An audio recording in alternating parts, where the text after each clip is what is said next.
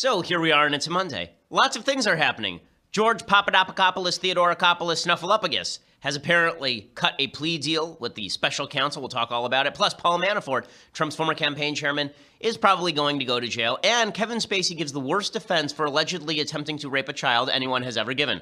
I'm Ben Shapiro. This is The Ben Shapiro Show.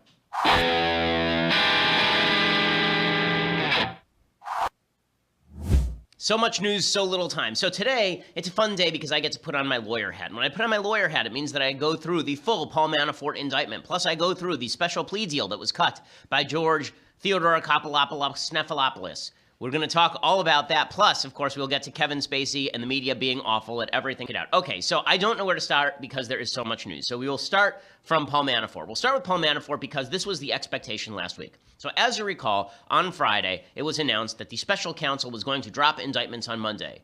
I always love when they leave cliffhangers at the end of a season. It's really exciting that way. So they left a cliffhanger on Friday. Who would be indicted? And everybody sort of assumed it'll be Manafort, right? It's got to be Manafort because Manafort has been known to be dirty for years and years and years. He was very, very tied in with the Republican establishment. He really was. He was close to the Bushes. He was close to the Republican National Committee. He was very close to a lot of people in Republican halls of power. I know because I had heard of him sort of in those circles. But Manafort had also been widely known since really 2012 to sort of be a dirty character who was in with the Ukrainian government. He was basically doing lobbying work allegedly on behalf of the Ukrainian government, which was a Russian front puppet state, basically run by a guy named Viktor Yanukovych. So the allegations in the indictment, the left was hoping that the indictment would say Paul Manafort traded money, the Russians paid him in order so that he would set up collusion between the Trump campaign and Russia. This is what the Democrats and the media wanted. They wanted Paul Manafort to be the go-between for the supposed Russian collusion that would show that Hillary Clinton actually won the election, except for those scheming, evil Russians. Okay, that's not what the indictment says. So the indictment is 12 counts, and basically the entire thing is about how Paul Manafort is a corrupt creep who was taking money from this Ukrainian party that was basically a front group for Russia and then laundering it. That's pretty much the entire thing. There's nothing, Trump is not mentioned once in the indictment. The Trump campaign is not mentioned one time in the indictment. Virtually all of the bad acts happened in 2014 and before.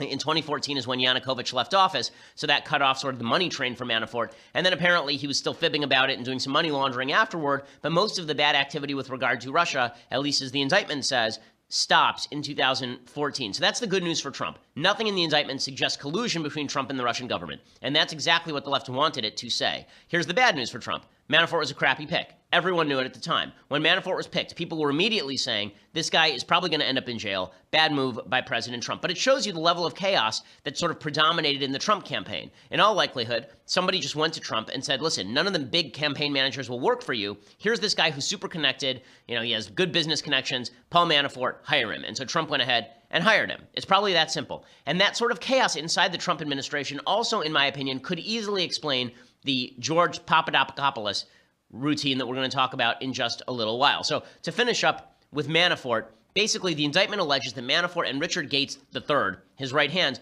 worked as, quote, unregistered agents of the government of Ukraine, generated tens of millions of dollars in income as a result of the Ukraine work. They then laundered the money through scores of U.S. and foreign corporations, partnerships, and bank accounts. Manafort and Gates allegedly did not register as foreign agents, which they apparently were, and then Manafort used his hidden overseas wealth to enjoy a lavish lifestyle in the United States without paying taxes on income. So basically, they're getting him for all the financial impropriety. Between, in, or around 2008 and 2017, both dates being approximate and inclusive according to the indictment, Manafort and Gates devised and intended to devise and executed and attempted to execute a scheme and artifice to defraud, to obtain money and property by means of false and fraudulent pretenses, representations, and promises from the United States bank and other financial institutions.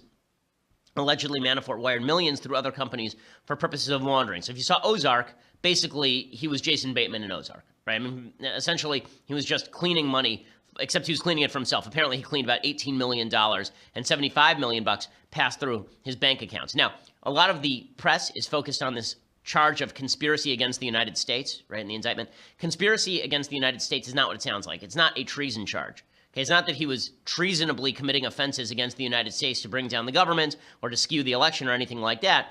All conspiracy against the United States means is there was a conspiracy to break the laws of the United States. It's a financial charge based on defrauding the U.S. and covering it up through alleged obstruction of justice. So the Manafort thing is a big nothing as far as Trump is concerned, unless, of course, the idea here is to flip Manafort against Trump, right? And that may be the next step here. one of the assumptions here is that Manafort was going to be tried in a state court so that Trump couldn't pardon him, the idea being that then you could try and leverage him to testify against President Trump. So before all of this comes down over the weekend, President Trump starts tweeting out. And again, it just shows you that Trump would be better off being quiet and just letting this stuff play out, because if he's really innocent, then that will be revealed in time. And in fact, it is largely being revealed that nothing much is happening here. We'll get to, as I say, this other plea deal in just a second. But Trump decides that it was absolutely necessary to go on Twitter. And so he tweets out, "Never seen such Republican anger and unity as I have concerning the lack of investigation on Clinton-made fake dossier. Now $12 million, ... The uranium to Russian deal, the 33,000 plus deleted emails, the Comey fix, and so much more. Instead, they look at phony Trump-Russia, ... Collusion, which doesn't exist. The Dems are using this terrible and bad for our country witch hunt for evil politics, but the R's, meaning Republicans, are now fighting back like never before. There is so much guilt by Democrats Clinton, and now the facts are pouring out. Do something!" Like, that's really how he ends his tweet, like all caps, do something. So I could not help but immediately flash to Spaceballs. They're getting all their air back. Do something! Do something! Do something! I'm not sure what exactly do something is supposed to mean or why Trump is saying it. He's the president of the United States. If he wants to tell his DOJ to set up an investigation into Hillary Clinton and her supposed collusion with the Russians, he can full well do it. I mean, he has the power to do that. The DOJ works for him. And obviously the DOJ worked hand in glove with Obama, so that would not be outside his purview. Trump isn't doing that, and so this sort of like broad stroke, do something, I just don't know what that means, do something in all capital letters, not useful, and makes Trump look more panicked than he ought to be, given the fact that there really is no evidence of collusion, at least from the Manafort indictment. Susan Collins, who's no ally to Trump, right, Republican from Maine, she says she's seen no evidence of collusion. I have not yet seen any definitive evidence of collusion. I've seen lots of evidence that the Russians were very active in trying to influence the election. Okay, so again, this is not really, the idea that Trump should be panicked at this point seems to me a little bit ridiculous. Okay, so that was the piece of news number one. Piece of news number two is this guy that I have been referring to. His name, of course, is George Papadopoulos. George Papadopoulos, watching Snuffleupagus with George Stephanopoulos eating Popcornopoulos with Taki Theodorakopoulos. Okay, in any case, I have too much fun with his name. George Papadopoulos was a low-level Trump foreign policy advisor, and he cut a plea deal. This was released at the same time as the news about Paul Manafort. It was released by the Mueller team.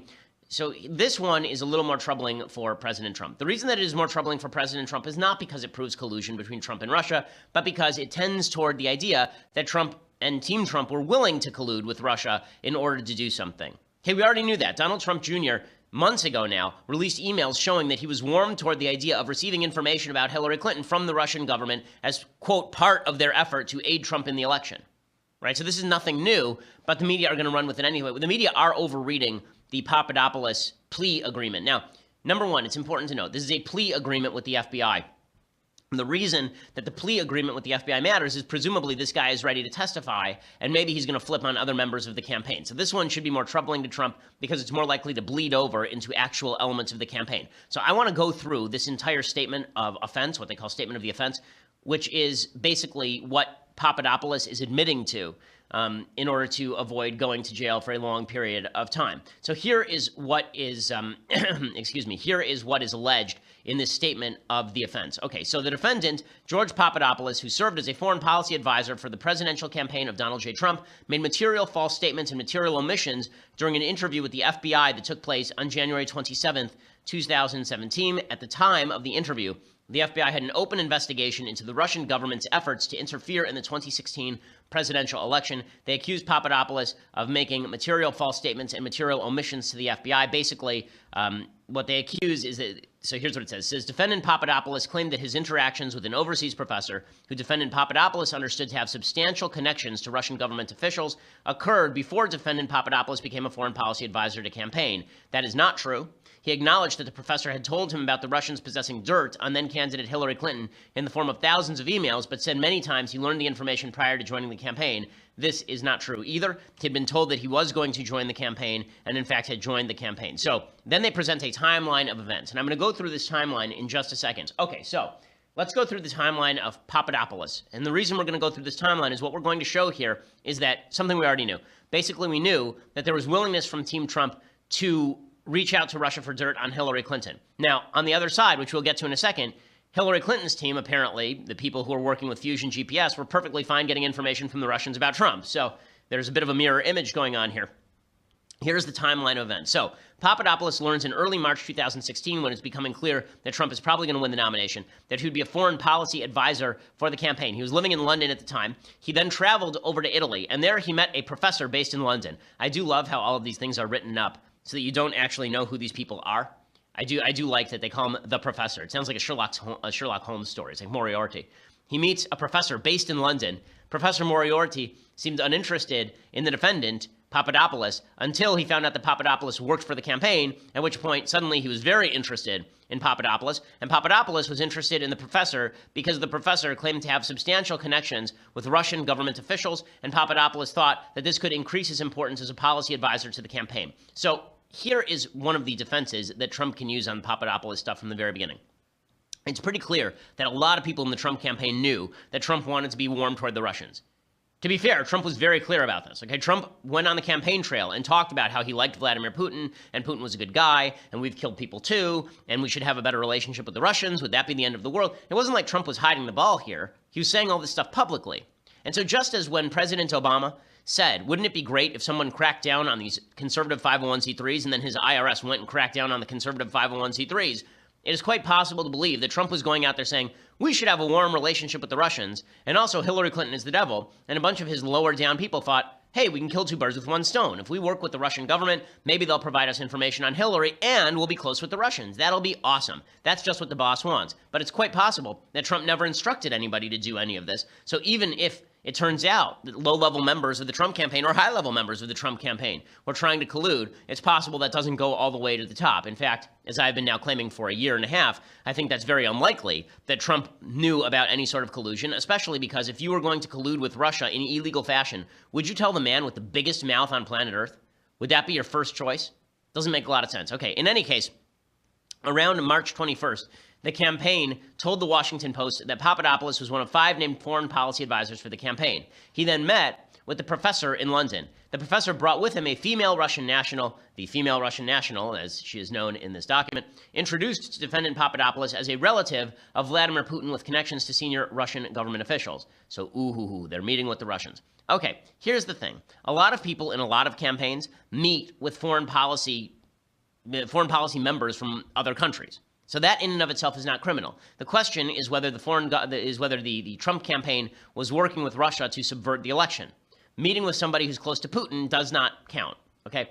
Following the meeting, the Papadopoulos emailed the campaign supervisor. We don't know who this is. This is why Papadopoulos is important, because after he flips, it's quite possible we're going to find out who campaign supervisor is, right? Who was supervising him at the campaign, and that may take us further up the Trump chain. And several members of the campaign's foreign policy team and said he'd met with his good friend, the professor, who had introduced him to the female Russian national, who's described as Putin's niece by Papadopoulos, as well as the Russian ambassador in London. Papadopoulos said the topic of their discussion was to arrange a meeting between us and the Russian leadership to discuss U.S.-Russia ties under President Trump. So again, this is not necessarily illegal. Okay, as everyone has acknowledged, campaigns meet with foreign policy advisors from other regimes all the time, because you do want to start figuring out what the relationship's going to be like if, in fact, your person is elected.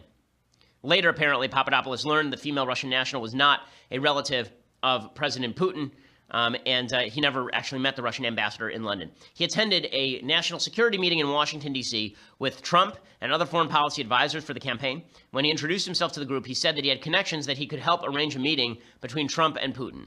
Okay, again, none of this is illegal.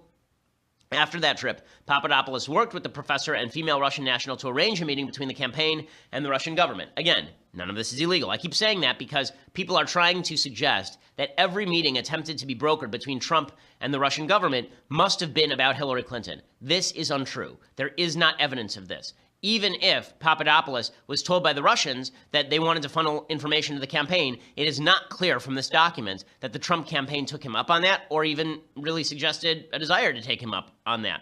In April 2016, Papadopoulos sent multiple emails to other members of campaign's foreign policy team regarding his contacts with the Russians and his outreach to Russia, so we'll find out who those people are, I am sure. And then the key provision here happens on April 24th, or April 26th, rather. Okay, here it is.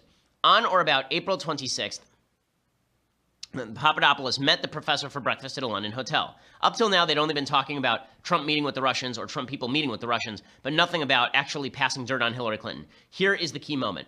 On or about April 26, 2016, defendant Papadopoulos met the professor for breakfast at a London hotel. During this meeting, the professor told defendant Papadopoulos he had just returned from a trip to Moscow, where he had met with high-level Russian government officials. The professor told defendant Papadopoulos that on that trip, the professor learned the Russians had obtained dirt, right, in quotes, on then-candidate Clinton. The professor told Papadopoulos, as Papadopoulos later described to the FBI, the Russians have dirt on her, the Russians had emails of Clinton, they have thousands of emails.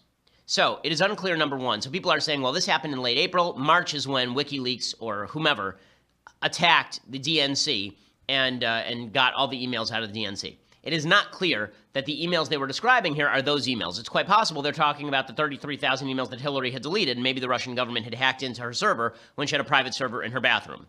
Okay, so all of that being the case, now we know the Russian government is trying to funnel information to the Trump campaign. So what happens after that? Following the conversation, Papadopoulos continued to correspond with campaign officials, continued to communicate with the professor and the Russian MFA connection in an effort to arrange a meeting between the campaign and the Russian government. Again, it is not clear that these meetings necessarily had to do with passing Hillary information. And this is an important question. If the meetings were just about Trump meeting with Russian people, big deal. If the meetings were about Trump meeting with Russian people to coordinate election efforts, that is a big deal. Okay, but again, that evidence is still lacking at this point, and we'll have to wait for more evidence to come out. Papadopoulos shared information from the MFA connection. Apparently, he said that they were open for cooperation, and again, it's not clear what cooperation means. At one point, the government notes that the official forwarded a Papadopoulos email to another campaign official and stated, quote, "Let's discuss." This is about having a meeting. "Let's discuss. We need someone to communicate that DT, Donald Trump, is not doing these trips. It should be someone low-level in the campaign so as not to send any signal." Okay, so there's two ways to read that. One is Trump wants to coordinate with the Russians, and he wants to send someone low-level to do it so it doesn't reach Trump. The other way to read that is that they're just trying to brush Papadopoulos off, right? They're saying to Papadopoulos, you have no power, get out of here, we don't care about you. And someone low-level in the campaign should tell him that Trump is not doing these trips so as not to send any signal that Trump himself doesn't want to do the trips to the Russians, but just basically brush Papadopoulos off. In any case, what comes out from all of this? What is the final statement? The final point from all of the Papadopoulos stuff is that basically the situation shows that the Trump campaign, as we already knew, was willing to work with the Russians, or at least members of the Trump campaign were willing to work with the Russians to take down Hillary Clinton. Did they actually do it? Unclear. But we already knew that from the Donald Trump Jr. letters.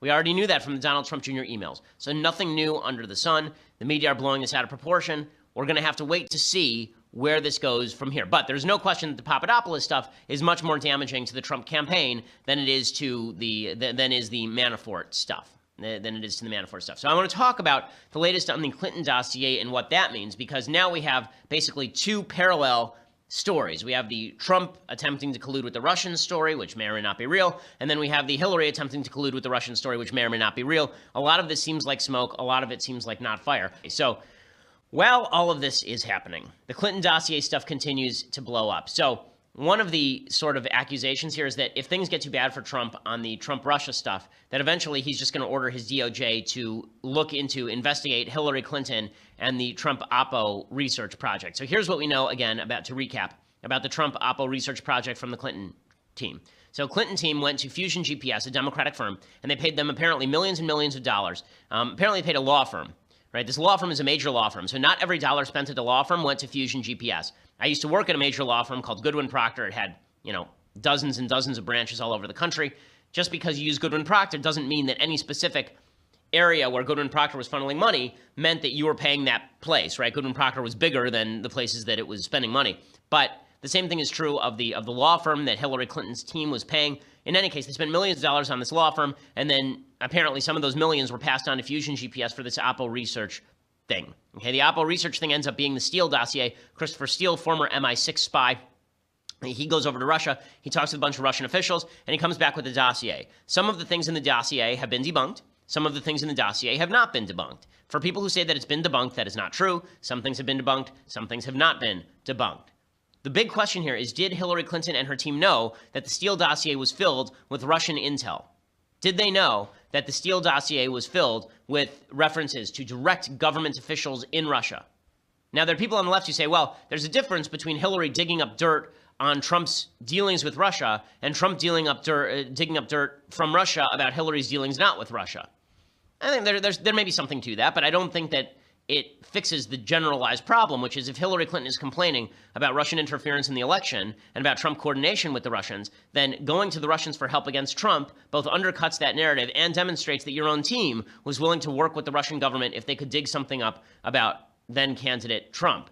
So Jeanine Pirro is leading the charge. A lot of Republicans are already in sort of defensive mode, despite the fact that the Mueller investigation hasn't come up with anything really serious yet. They're already in defensive mode, and they're suggesting that Trump go on offense against Hillary Clinton. Again, I think Hillary Clinton should be fully investigated. I think all of this should have a full investigation. But to suggest that, the main line of attack right now should be about Hillary Clinton, and when nothing really bad is happening from the Mueller investigation, seems to me like revving up the engine while you're still in neutral. So here's Jeanine Pirro saying it's time to lock Hillary up. It's time to shut it down, turn the tables, and lock her up. That's what I said. I actually said it. Lock her up. Well, she said it, and since she said it, I guess we have to do it. The Obamas and the Clintons built the Trump-Russia connection collapsed yesterday when it was disclosed that the Clinton campaign and the DNC paid $12 million for a dossier to connect Donald Trump to Russia. Okay, we can stop that there. So here is the problem with this. Again, Hillary's malfeasance doesn't justify Trump's malfeasance. Both of them seem to have been willing to engage in something, right? It looks like the Clinton campaign actually engaged in something, right? The idea that the Clinton team didn't know that millions of dollars were being funneled for a dossier and what the dossier included, I find highly suspicious. So what we have here, I said this online and people on the right went nuts. Okay, what I said was basically what we have in the last election cycle were two teams of people who were willing to collude with the other side, meaning Russia, in order to get their opponent. Okay, that much is true. Then people say, well, Hillary was worse because Hillary actually colluded, meaning the Steele dossier. Okay, that may be true. I'm not denying that. But just because both sides were willing to conclude and only one side was capable of finishing the collusion, that does not actually mean that both sides are good or that one side is good. Now, people can say Trump is better than Clinton. Maybe in the same way that I guess attempted murder is better than actual murder if we're talking about crimes here. But I still don't think that that really meets the standard of decency. This, I guess, goes back to the last election cycle when I said that both candidates can suck. People have a tough time with that. But the reality is that what we're seeing from Team Trump, while we don't see criminal activity yet from Team Trump with regard to Russia collusion, the idea that they're willing to collude with Russia has been known since the Donald Trump Jr. emails. And those emails were not good for Team Trump, right? That was kind of scuzzy. I mean, if you're willing to work with the Russians in order to dig up Trump, dirt on Hillary, that's not good. And the fact that Hillary was willing to have somebody dig up dirt on Trump from the Russians is also not good. It's possible that everyone sucks and that one is worse. Both things can be true at once. Well, the Democrats are still trying to focus in on this dossier, too, and trying to say that the dossier contains damning material about Trump. Adam Schiff, who's this representative Democrat from California, he says that the dossier has still not been debunked, and there's still crazy eyes. Adam Schiff says that it's most important is to determine what is true in the dossier. I certainly would have, liked to know who paid for it earlier, but nonetheless, that's just one factor to be considered. It doesn't answer the ultimate question, which is how much of the work is accurate, how much of it is true. And my colleagues don't seem particularly interested in that question, but that is really the most important question for the American people, and that is how much of this allegation that Christopher Steele makes and the reports that he hears are true about the Russian government wanting to help the Trump campaign. Okay, now, so a couple of things. One, there are two things that are worth investigating. One, what's in the dossier is true, and two, did Hillary Clinton work with the Russians in order to compile a dossier about her opponent, right? I mean, that is bad stuff. Okay. So